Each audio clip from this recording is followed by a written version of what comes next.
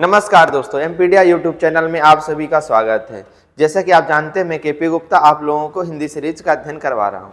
तो आज इसी कड़ी को आगे बढ़ाते हुए हम लोग आज पढ़ेंगे आज नई संधि, और उस संधि का नाम है व्यंजन संधि। जैसा कि हम लोग विगत क्लास में स्वर संधि का पूरा अध्ययन कर चुके हैं, परंतु आज उसका बिल्कुल भी रिविजन नहीं करने वाले, और वो रिविजन आप लोग खुद करेंगे। ठीक, आज नया टॉपिक है अपना, और टॉपिक का नाम है क्या? व्यंजन संधि। व्यंजन संधि। तो देखिए, आपसे एग्जाम में यह भी पूछा जा सकता है कि इस व्यंजन शब्द का अर्थ क्या होता है। क्या पूछा जा सकता है? इस व्यंजन शब्द का अर्थ क्या होता है। जब आपसे पूछा जाए तो इस व्यंजन शब्द के दो अर्थ निकलते हैं। कितने अर्थ निकलते हैं दोस्तों? दो अर्थ निकल कर आते हैं। पहला अर्थ तो निकलता है क्या? पकवान, जो कि हम लोगों ने वर्णमाला जब पढ़ी थी तो इसका अर्थ लिखा था। दूसरा होता है वर्ण का प्रकार, वर्ण का एक प्रकार। ठीक है दोस्तों, ये हो गया आपका व्यंजन संधि का अर्थ। और व्यंजन संधि क्या होती है? हम लोगों ने जब पहले क्लास संधि के बारे में पढ़ी थी तो उसमें हम लोगों ने पढ़ा था कि व्यंजन एक और आना चाहिए, दूसरी ओर स्वर अथवा व्यंजन कुछ भी आ जाए तो कहलाती है व्यंजन संधि। मतलब व्यंजन वर्ण का मेल स्वर अथवा व्यंजन किसी के साथ भी हो तब उसे हम कहते हैं व्यंजन संधि। हाँ, शीघ्र देख लेते हैं कैसे। ये प्लस का साइन है, प्लस के साइन के पहले व्यंजन होना चाहिए। क्या होना चाहिए? व्यंजन होना चाहिए। और इधर क्या होना चाहिए? इधर स्वर भी हो सकता है या व्यंजन भी हो सकता है। ठीक, ये तो होगा परिभाषा के लिए दोस्तों। परंतु परिभाषा के बाहर निकले तो किसी भी एक और व्यंजन आ जाए, आप याद रखेंगे। यदि कोई शब्द दिया और उसको जोड़ना है तो उसमें प्लस के दोनों ओर में से किसी भी एक और यदि आपको व्यंजन दिख जाता है तो वह किसका उदाहरण होगा? व्यंजन संधि का उदाहरण होगा। बस याद रखना है कि पूर्व पद के अंत में विसर्ग नहीं होना चाहिए। ठीक है, अब चलिए सीधे आते हैं हम लोग नियमों की ओर आते हैं बिना विलंब किए। तो अब लिखते हैं। अब देखिए दोस्तों, इसके अंतर्गत लगभग हमें 8 से 10 या 12 नियमों का अध्ययन करना है, तो बड़े आसानी से हम अध्ययन करते हैं जिससे आपको कोई प्रॉब्लम्स ना हो। तो नियम नंबर 1, पहला नियम क्या कहता है दोस्तों कि यदि पूर्व पद के अंत में क्या आ जाए? का आ जाए। क्या? चा, टा, ता या पा, क्या आ जाए? क, च, ट, त, प, प्लस के बिल्कुल पहले। प्लस के पहले क्या आ जाए? ये इनमें से कोई भी एक वर्ण आ जाता है। और प्लस के बाद दोस्तों तीसरा या चौथा वर्ण क्या आता है आपका? तीसरा या चौथा वर्ण या कोई भी स्वर। क्या लिखा हमने? तीसरा चौथा वर्ण या स्वर आ जाता है। तब क्या होता है? तब दोस्तों ये क्रमशः का बदल जाता है आपका। ये पहला वर्ण है ना, पहला बदल जाता है। फर्स्ट किस में बदल जाता है? थर्ड में बदल जाता है। का बदल जाएगा। का तीसरा क्या होता है? क, ख, ग। हम लोगों ने सबके तीसरे पढ़े हैं। प्रथम कचट तब, तीसरे होते गजट तब। क्रम से लिख लें। ग, ज, ड, दा और ये बा। मतलब चा जा में, टा डा में, ता दा में और पा बा में। संक्षिप्त में आप बोलेंगे दोस्तों, पहला तीसरे में बदल जाता है। नियम नंबर 1 क्या कहता है? पहला आपका तीसरे में बदल जाता है। अब यहां पर किसी को डाउट तो नहीं है तीसरे और चौथे वर्ण में। तो तीसरा वर्ण क्या होता है? तीसरे वर्ण होते हैं गजट दब। तीसरा वर्ण क्या होता है? गजट दब। मतलब गा, जा, डा, दा और बा। चौथे वर्ण कौन कौन से होते हैं? चौथे होते हैं आपके घजट दब। क्या होते हैं? घ, झ, ढ। ठीक है ना। क्या होता है दोस्तों? घा घड़ी, झ झंडा, द ये होते घजट, ढा ढक्कन, धा धनुष, और वो क्या हो गया? घजट धग। ठीक, ये हो गया आपके तीसरे और एक हो गया आपके चौथे। अब एग्जांपल्स के रूप में देखिए जहां से आपको क्लियर होगा ये नियम। अब दोस्तों हमने एक उदाहरण लिखा, मान लीजिए। क्या लिखा उदाहरण में? उदाहरण स्वरूप हमने लिख लिया, मान लीजिए दिक प्लस गज। क्या लिखा हमने दोस्तों? दिक प्लस गज लिख लिया। अब यहां से हम कैसे समझेंगे? अब देखिए व्यंजन संधि और बाकी जो संधियां थी उनमें अंतर, जो हमने स्वर संधि जितनी भी पढ़ी है ना, और इसमें अंतर देखिएगा। जो कि हमें पता है संधि सदैव वर्णों के मध्य होती है, और उसमें पूर्व पद में हमेशा अक्षर लिखे होते थे। स्वर संधि में देखा होगा पूर्व पद का जो ये होता था अंतिम वर्ण, उसमें सदैव अक्षर होते थे।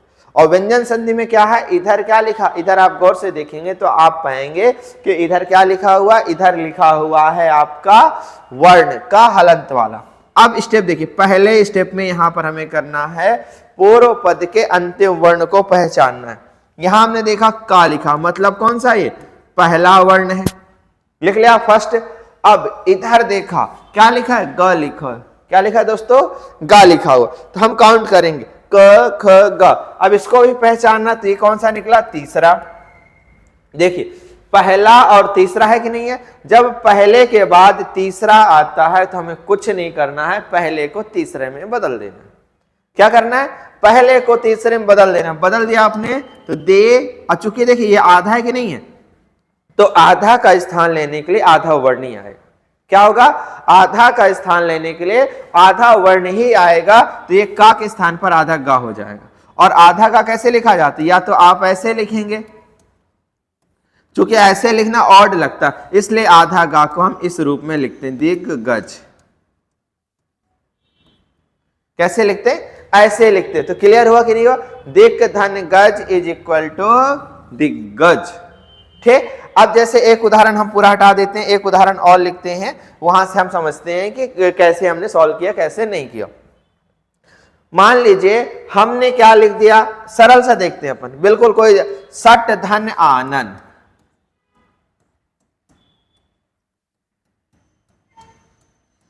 क्या लिखा हमने दोस्तों, सट धन आनन लिखा। ठीक है, अब यहां पर ध्यान दीजिएगा, हमें क्या करना है, सबसे पहले हमें पूर्व पद के अंतिम वर्ण और उत्तर पद के पहले वर्ण को पहचानना। ठीक, यहां हमने देखा तो हमें दिखा पहला वर्ण, यहां देखा तो यहां दिखा स्वर। अब नियम लग रहा है कि नहीं लग रहा है दोस्तों, पहले के बाद स्वर आ रहा है कि नहीं आ रहा। जब पहले के बाद स्वर आ रहा है तो हमने क्या बोला कि यदि कचट, तब यानी पहले वर्ण के बाद तीसरा वर्ण आए, चौथा वर्ण आए, या कोई भी स्वर आता है, तो पहला वर्ण किसमें बदल जाता है, तीसरे में बदल जाता है। तो ये टा किससे बदल जाएगा, ये टा आपका बदल जाएगा, टा का तीसरा क्या होता है, ट ठ डा। तो डा में बदलेगा, डा कौन सा आएगा, हलंत वाला आएगा, सा, और ये डा। अब चूंकि ये आ तो इस पे जुड़ेगा ना, तो ये जुड़ेगा दोस्तों, तो जैसे तो लिखा हमने स डानन। अब ये आ और ये हट जाएंगे हलंत, तो क्या बन जाएगा, ये सट प्लस आनन बराबर सडानन। क्लियर हुआ कि नहीं हुआ दोस्तों। इस प्रकार से आप इनको ध्यान देंगे, नहीं तो आपके क्या हो जाएंगे, ये गलत हो जाएंगे। क्लियर हुआ, हमने क्या किया, हमने कुछ भी नहीं किया, केवल पहले को हमने तीसरे में बदल दिया। क्या किया दोस्तों, केवल पहले को हमने तीसरे में बदला है और हमने कुछ भी नहीं किया है। तो आपका नियम क्लियर हो गया, पहला नियम। अब आते हैं अपन दूसरे नियम में, या फिर एक उदाहरण और करना चाहे तो आप कर सकते हैं। जैसे मान लीजिए हम बोल दें सुप धन अंत। क्या बोला हमने, सुप धन अंत।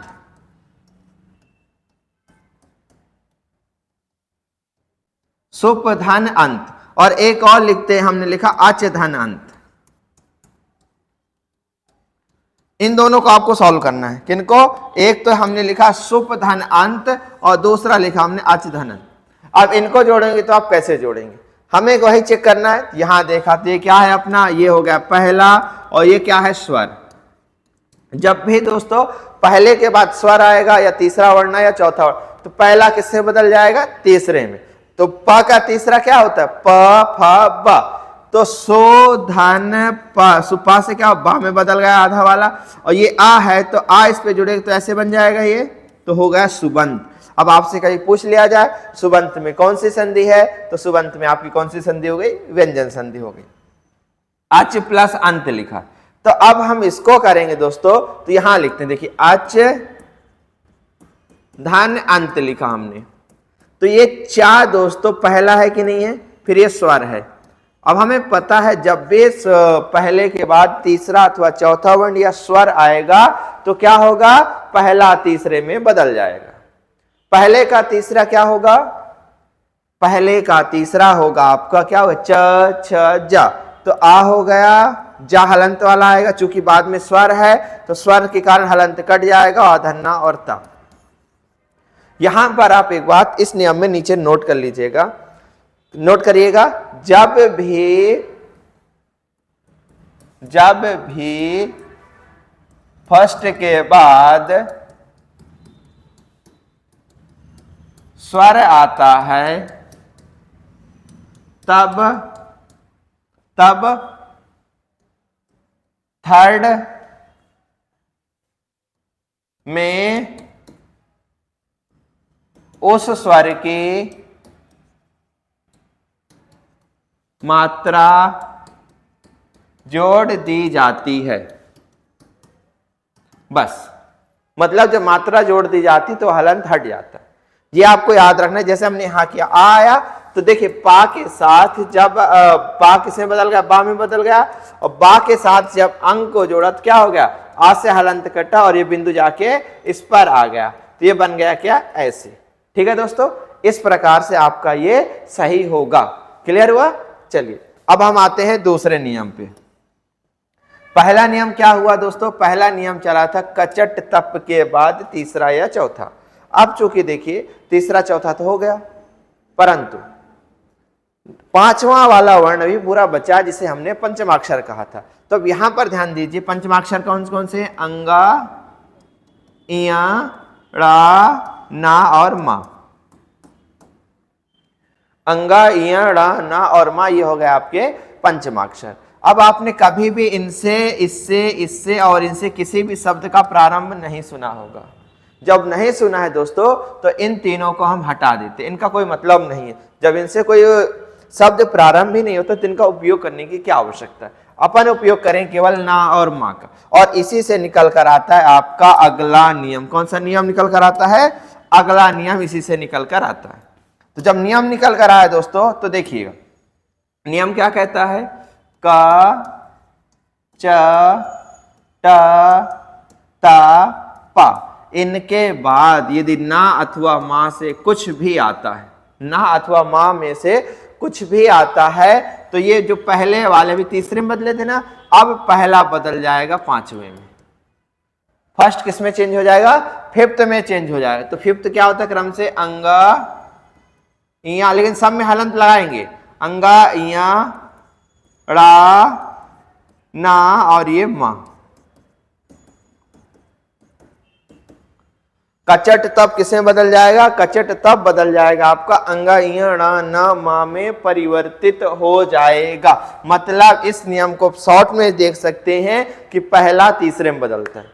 नियम नंबर 1 में देखा पहला तीसरे में बदला, और नियम नंबर 2 में देखा हमने पहला किससे बदला, पांचवें में बदला। अब ये इस नियम से दोस्तों हम बहुत सारे शब्दों को सही तरीके से लिख सकते हैं, क्योंकि हम बहुत सारे शब्दों क्या लिखते हैं, गलत लिख देते हैं। अब जैसे मान लीजिए हमने लिखा दोस्तों वाक प्लस जाल,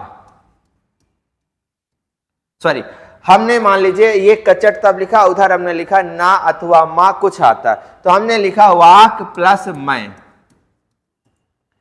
एक लिखा हमने अप प्लस मैं, क्या लिखा हमने, एक लिखा हमने अप प्लस मैं। एक हमने लिखा दोस्तों सट प्लस मुख। ये 3 प्रश्नों को हम जोड़ते हैं, इससे हमारे क्या हो जाएंगे, ये कॉन्सेप्ट क्लियर हो जाए। एक हमने लिखा सट दस मुख, दूसरा वाक प्लस मैं, और तीसरा अप धन मैं लिखा। ठीक, अब जब हम लोगों ने इनको लिख लिया दोस्तों, तो अब हम कैसे समझेंगे कि हमारे सही है गलत है। चलिए एक उदाहरण और लिख देते हैं हम, जगत प्लस नाथ, जगत प्लस नाथ। अब जब हम ये लिखेंगे तो आप यहां से देखिए, पहला स्टेप क्या करना है, हमें यहां चेक करना, पहला वर्ण है यहां ना अथवा मां में से कुछ है या नहीं। तो ये संधि का दूसरा नियम और आसान है। इसमें आप सबसे पहले क्या करें, सबसे पहला काम करें, आप उत्तर पद के पहले वर्ण को देखें। जब आप उत्तर पद के पहले वर्ण को देखेंगे तो आपको दिख जाएगा कि वहां पर ना अथवा मां है कि नहीं। जब ना अथवा मां दिख जाएगा तो आधी समस्या आपकी दूर। फिर आप पहले पद के पूर्व पद के अंतिम वर्ण को देखें, और क्या होना चाहिए, कचट तप में से कुछ होना चाहिए। तो जब यहां पर देखा दोस्तों तो पहला है और यहां पर मां है, तो कुछ भी नहीं करना है, पहले को पांचवें में बदल देना है। तो का किससे बदल जाएगा, अंगा में, वा, अंगा कैसा आएगा, ऐसा आएगा, ये हो गया वांगमय।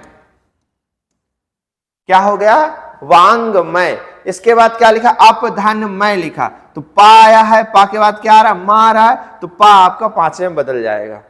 पा आपका पांचवें में बदलेगा तो क्या हो जाएगा, आ, पा का पांचवा क्या होता है, प फ ब भ म।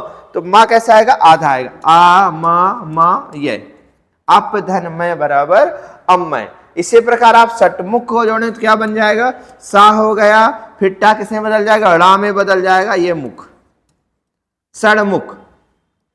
और आखिरी हमने लिखा जगत धननाथ। जब जगत धननाथ को जोड़ेंगे क्या बनेगा, जग, अभी ता है दोस्तों, ता के बाद ना आ रहा है, तो ता किससे बदल जाएगा, ता का पांचवा क्या आ रहा है, ना आ रहा है, तो जगत धननाथ बराबर जगन्नाथ। ये होगा आपके दो नियम नंबर 2। ठीक है दोस्तों, पहला और दूसरा याद करने का सबसे अच्छा तरीका है, पहला और दूसरे को याद रखेंगे, फर्स्ट वाले दोनों में आएंगे, नियम नंबर 1 और नियम नंबर 2 में भी आएगा। परंतु क्या होगा, पहले वाले नियम में पहला वर्ग किसमें, पहला वर्ण किसमें बदलता है, तीसरे में बदलता है, और नियम नंबर 2 में क्या होता है, पहला वर्ण पांचवे में बदलता है। अब दूसरी ओर की बात करें, दूसरी में क्या करना है, पहले हम तीसरे और चौथे वाली लाइन को ले लेते हैं और बाद में हम पांचवी वाली लाइन को लेते हैं। अब पांचवी वाली लाइन में हमने चूंकि देख लिया कि अंगा, इया और आ से किसी भी शब्द का प्रारंभ नहीं होता है, इसलिए उनका बाहर ढोने की हमें कोई भी आवश्यकता नहीं है। ठीक, इस प्रकार से हमारे दो नियम हो गए। अब हम तीसरा और महत्वपूर्ण नियम पढ़ना चालू करते हैं, कौन से, ता संबंधित नियमों का अध्ययन करते हैं। किसका करते हैं दोस्तों, ता संबंधित नियमों का अध्ययन करते हैं, और आज की क्लास के आखिरी नियम होंगे। तीसरा नियम, अब मेन हेडिंग डालिएगा क्योंकि ता संबंधित नियम में बहुत सारे नियम समाहित है। ता संबंधित नियम,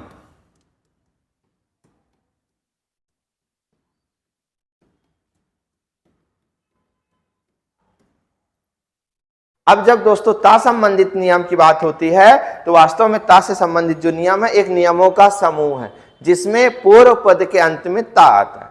अब देखिए क्रम से, अब हम देखते हैं, हमने पढ़ा है चा चम्मच होता है, उसके बाद छा छाता, फिर जा जहाज, फिर झा झंडा, इसके बाद क्या होता है, टा टमाटर, ठा ठठेरा, डा डमरू और ढा ढक्कन। क्या होता है आपका, ढा ढक्कन, ये बना दिया हमने। अब यहां पर आप ध्यान दीजिएगा गौर से, जब हमने ऐसे लिखा तो हमेशा हमें टीम से काम करना है। किस रूप में करना है, टीम मेंबर के रूप में काम करना है। जब हमें टीम मेंबर के रूप में कार्य करना है तो ये हमें 4 4 8 देख रहे हैं, तो ग्रुपिंग करेंगे तो कैसे ग्रुप बनेगा, ग्रुप बनेगा दोस्तों ये दो का ग्रुप बनेगा पहला, दूसरा ये दोनों का ग्रुप बनाएंगे, तीसरा ये दोनों का, और चौथा ये दोनों का। ये 4 ग्रुप बन गए। अब इन 4 ग्रुपों के साथ जो अपनी मेन टीम है, कौन, ता, ये ता वर्ग के साथ ये चारों टीमें लड़ेंगी। एक प्रकार से ये मेन पहलवान है अपना गामा पहलवान, और बाकी सब हो गए कौन, छोटे मोटे। ये WWE में जाएंगे तो ये अंडरटेकर है, ठीक, और ये सबसे फाइट करवाएगा।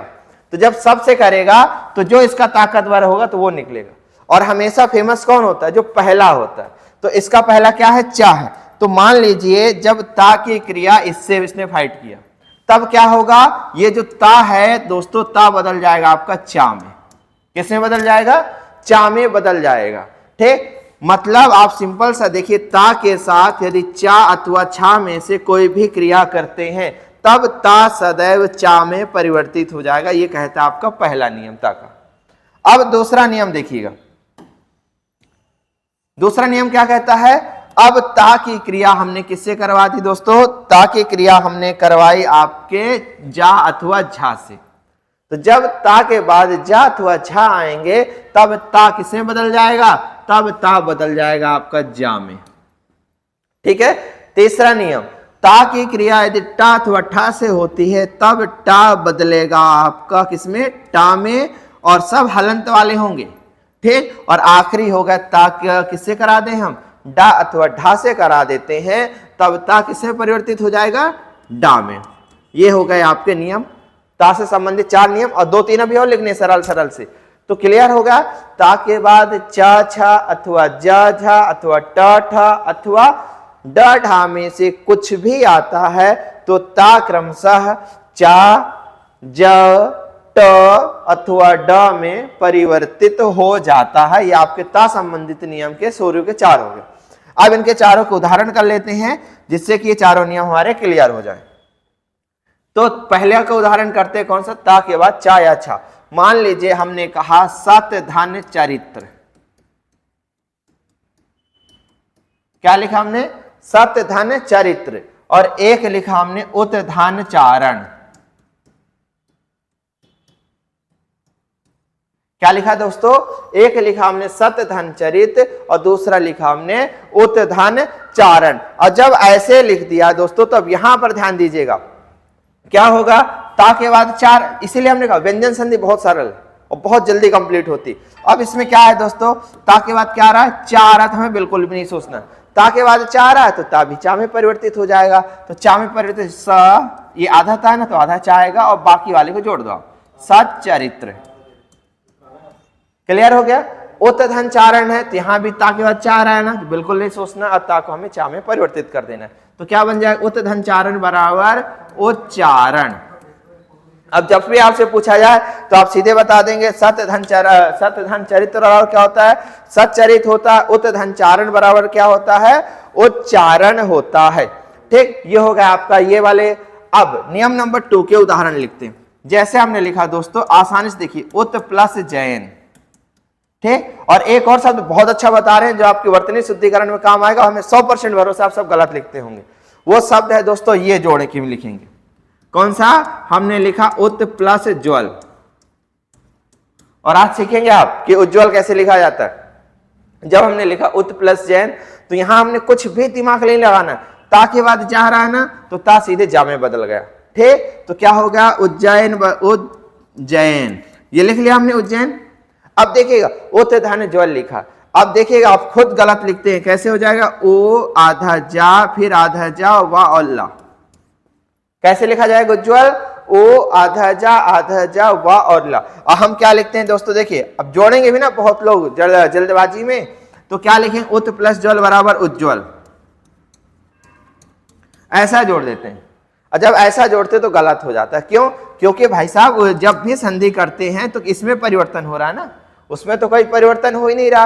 और हम लोगों ने जितने संधि पढ़ी है हमेशा परिवर्तन किसमें हुआ, पूर्व पद में हुआ, ना कि अंतिम पद में। ठीक, तो उज्ज्वल कैसा हो, उत धन ज्वल बराबर उज्ज्वल। ठीक, ये हो गया आपके दूसरे नियम के। अब हम लोग तीसरे नियम का उदाहरण करते हैं। तीसरा क्या लिखा था, तीसरा लिखा था कि ता के बाद टा अथवा ठा कुछ भी आ जाए। तो जैसे हमने मान लीजिए लिए कि हमने लिख दिया ता, लिख नियम पहले देख लीजिए क्या नियम था, ता के बाद क्या आना चाहिए दोस्तों, टा अथवा ठा में से कुछ भी आ जाए तो ता टा में बदल जाता है। जैसे मान लीजिए हमने लिखा वृहत प्लस टीका, क्या लिखा हमने, वृहत प्लस टीका। तो अब इसमें भी दिमाग नहीं लगाना, क्या हो जाएगा आपका, वृहत प्लस टीका, तो वृहा आधा टा फिर पूरा टे और का। या तो आप इस रूप में इसको लिख सकते हैं, या दूसरा रूप लिखना चाहे तो क्या हो जाएगा, वृहा ये टीका। हो गया दोस्तों, ये आपका हो गया कौन सा, सरल सा नियम। अब नियम नंबर 4 के उदाहरण लिखते हैं। चौथे का लिखेंगे तो हमने लिखा उत प्लस डयन, क्या लिखा हमने, उत प्लस डयन लिखा। तो अब यहां पर देखिए ता के बाद डा आ रहा है ना, तो ता किसमें बदल जाएगा, सीधे डा में बदल देंगे। तो क्या हो जाएगा, उत धन डयन बराबर उड डयन। ये होगा आपका चौथे नियम का उदाहरण। ठीक, अब ये आपके 4 नियम कंप्लीट। अब हम लिखते हैं ता से संबंधित नियम नंबर 5। किसका नियम, ता से संबंधित नियम नंबर 5। और ये भी बहुत सरल, इसमें क्या कहता है, ता के बाद यदि ला आएगा तो ता ला में बदल जाता है। क्या कहता है, ता के बाद यदि ला आएगा तो ता ला में परिवर्तित हो जाता है। अब इसका उदाहरण देखिए जो सबसे ज्यादा पूछा जाता है, उदाहरण होता है आपका उत धन लेख। क्या होता है आपका, उत धन लेख। अब हमें सोचना ही नहीं, ता के बाद ला आया तो ता किसमें बदल गया, ला में। तो क्या बन गया आपका उत धन लेख का ओ आधा ला पूरा ला, ऐसे लिख दो, बस आपको इसको चेंज कर देना है, उल्लेख। जैसे मान लीजिए एक और उदाहरण देखते हैं, हमने लिख लिया उत प्लस लास। क्या लिखा हमने, उत प्लस लास। अब हमने देख लिया ता के बाद ला आ रहा, तो जब भी हमने देखा ता के बाद ला आ रहा है तो हम ता को ला में परिवर्तित कर देंगे और बाकी सेम टू सेम लिख देंगे। तो जब लिखा हमने तो क्या बन गया, ओ आधा ला पूरा ला और सा, उत प्लस लास बराबर उल्लास। ये हो गया आपका ता संबंधित 5वां नियम। अब छोटे छोटे से ता संबंधित 2 नियम और लिख लेते हैं। मान लीजिए अभी अब क्या कर रहे थे, हम सिंगल सिंगल और परिवर्तन कर रहे थे। अब जो दो नियम है उसमें दोनों ओर परिवर्तन होगा। क्या होगा? दोनों ओर परिवर्तन होता है। तो अब ये नियम कहता है ता अथवा दा एक ओर आ जाए और दूसरी ओर सा आ जाए, छा क्या आ जाए? आपका छा आ जाता है। ठीक, तब क्या करना है? और एक नियम आखिरी होता है आपका 7वां नियम कि ता अथवा दा एक ओर आ जाए और दूसरी ओर हा आ जाए। क्या आ जाए? दूसरी ओर हा आ जाए। तब क्या करेंगे? यहां पर आप थोड़ा सा कर दीजिएगा, सा की जगह छा, क्या आ जाए? सा आ जाए। तो हम कौन सा नियम देखेंगे? एक नियम देखेंगे ता अथवा दा के बाद सा शक्कर वाला सा आ जाए, और एक देखेंगे ता अथवा दा के बाद क्या आ जाए? हा आ जाए। अब इन दोनों नियम में ही थोड़ा सा परिवर्तन है। अब क्या कहते हैं, देखिए ये ता और दा जब किस में बदल जाएंगे? चा में, और ये बदल जाएगा आपका छा में। किस में बदलेगा? ये चा में और ये छा में बदल जाता है। अब यहां पर आपको ध्यान देना, यदि आपने केवल पहले वाले पे ध्यान दे लिया तो आपका दूसरा अपने आप हो जाएगा। क्या हो जाएगा? यदि आपने पहले पे ध्यान दे लिया तो दूसरा अपने आप हो जाना। अर्थात पहला यदि चा में बदलेगा तो चा के बाद क्या आता है? छा आता है कि नहीं आता? तो दूसरा आपका बदल जाएगा छा में। इसी प्रकार इसमें लिखा, क्या लिखा हमने? ता अथवा दा के बाद हा आ जाए। तो आप याद रखिएगा ये बदल जाता है आपका दा में, और तो ये किसमें बदल जाएगा? ये बदल जाएगा आपका धा में। ये आपके दो नियम हो गए। और यहां पर एक बात याद रखनी है आपको दोस्तों कि जो सा का जो रूप होगा उसी रूप का छा छाता होगा, और यहां पर हा का जो रूप होगा उसी रूप में क्या होगा? धा धनुष होगा। अब सिंपल से हम लिखते हैं, मान लीजिए हमने एक उदाहरण लिखा उत धन श्वास। क्या लिखा हमने? उत धन श्वास लिखा। अब यहां पर जोड़ेंगे तो क्या बनेगा? तो देखिए ता के बाद सा शक्कर आ रहा है कि नहीं आ रहा है? जब आ रहा है तो ता आपका बदल जाएगा चा में, और चा कौन सा आएगा? हलंत वाला। हलंत वाले चा का मतलब होता है आधा, और ये सा क्या है? आधा सा है ना, तो छा कैसा आएगा? आधा आएगा। तो आधे छा लिखने के लिए क्या हलंत लगाना पड़ता है। हो गया। तो जब हम कंप्लीटली जोड़ेंगे तो ऊ हो गया, फिर ता क्या हो गया? आधा आ गया। ये सा कैसे? आधा छा आ गया ये, और ये वा और ये सा। देखिए उत धन श्वास बराबर क्या होगा? उच्छ्वास, जिसे हम लोग इंग्लिश में कहते हैं ब्रीथिंग। क्या कहते हैं? ब्रीथिंग कहते हैं। तो उत धन श्वास में आपकी कौन सी हो जाएगी? व्यंजन संधि हो जाएगी। अब आखिरी हमने उस नियम लिखा ता अथवा दा के बाद हा आ जाए। तो यहां पर मान लीजिए आपका आ गया दोस्तों पत धन हित। क्या आ गया? अब यहां पर एक आपको दिखेगा छलावा। क्या दिखेगा? छलावा दिखेगा जब हम जोड़ेंगे। तो पत धन हित लिखा है, तो पहले तो ता बदल गया दा में, ये हो गया, फिर हा बदल गया धा में। तो क्या हमें मात्रा ऐसे लगानी चाहिए? क्या ऐसे लिखेंगे हम?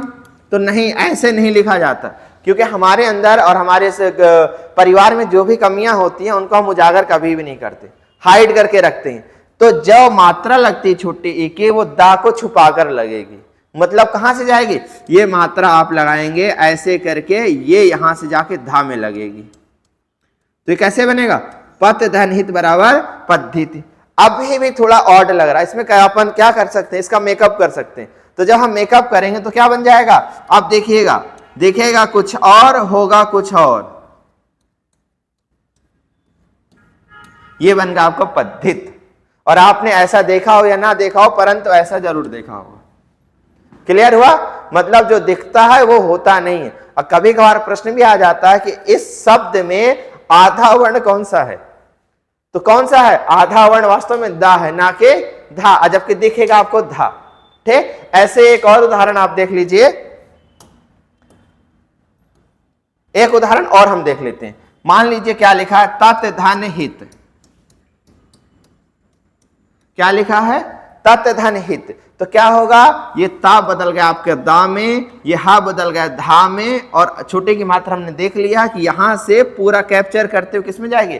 धा तक जाएगी। और ये ता ऐसे लिख दिया हमने, और ये ता तद्धित, या तो आप ऐसे लिखें, ठीक। और आपको एग्जाम में मुश्किलें ऐसे मिलेगा। तो फिर क्या हो जाएगा? जो आधा है वो पूरा दिखाना है हमें, और जो पूरा है उसे आधा दिखाना है। तो क्या बन जाएगा? ता, फिर ये हुआ दा, और यहां बनाया हमने धा, और ये ता। तो तद्धित आपका हो गया आंसर। ठीक दोस्तों, इस प्रकार से आज की क्लास में हम लोगों ने व्यंजन संधि से संबंधित दो नियम पढ़ लिए हैं। पहला कचट तप वाला, और जिसमें हमने क्या पढ़ा, कचट तप के बाद तीसरा चौथा आए तो क्या हो जाएगा, पहला तीसरे में बदल जाएगा। दूसरा नियम पढ़ा हमने, पहला पांचवें में बदल जाएगा, और तीसरा नियम ता संबंधित पढ़ा, जिसके अंतर्गत हम लोगों ने 5 से 6 नियमों का अध्ययन कर लिया। अब अगली क्लास में व्यंजन संधि के कुछ नियम और पढ़ेंगे और व्यंजन संधि को समाप्त करेंगे। तब तक के लिए एमपीडिया की टीम की ओर से आपका धन्यवाद।